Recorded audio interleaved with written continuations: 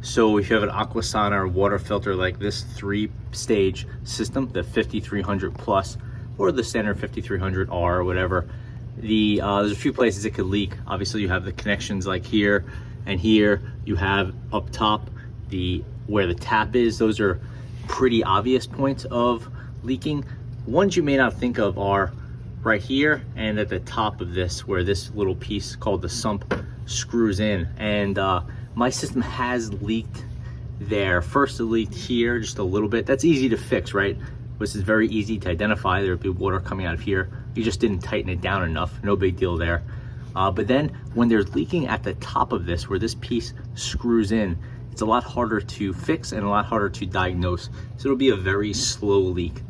And I just wanted to walk through that a little bit, because it seems to be a fairly popular problem with these Aquasana units. Basically, again, there's 2 prongs on top of this. It goes in here and it twists about a half turn or a quarter turn. And there's a light, it's very common to have a light leaking right there at that joint. So it's at those 2 plastic prongs, and it could happen on any one of the 3. They're exactly the same. For me, it's happened mostly at the pre-filter. My guess is this is the inlet. So there's the most pressure over here is my guess. And this is where I've had the most problems, but could happen to any one of them. So the sump head is the same on all 3. So here's that extra component. And basically what happens is these 2 pieces go up and they twist, it locks in place.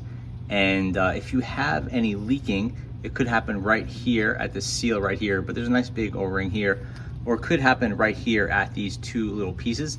And that will result in a very, very light leak coming from somewhere around here.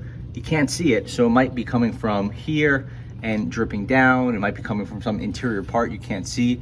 But in all likelihood, if you have an Aquasana slow leak, it's happening from these 2 things right here.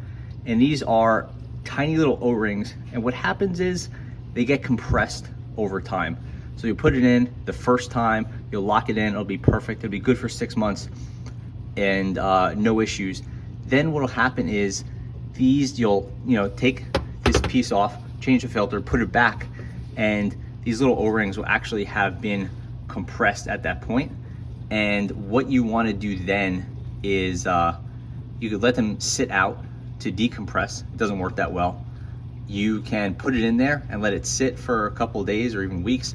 Eventually it'll probably decompress on its own, or you could email Aquasana, tell them your system has a leak, and they'll send you another sump head like this one. In my case, I said, hey, what's going on? These things leaking. Clearly you did not design the O-rings properly. They're too big, so they compress, or maybe they're too small, who knows? Or maybe they're the right material, I don't really know. But they are not designed properly, and Aquasana sent me 3 new sump heads.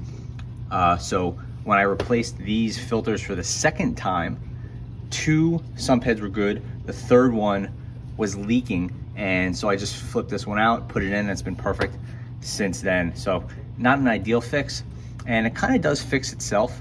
You see I have a little pan here, hasn't collected any water, but if you do let them have that little slow leak for a day or 2, it seems like it will fix it, but it's easier for me and safer and more secure just to take this one out.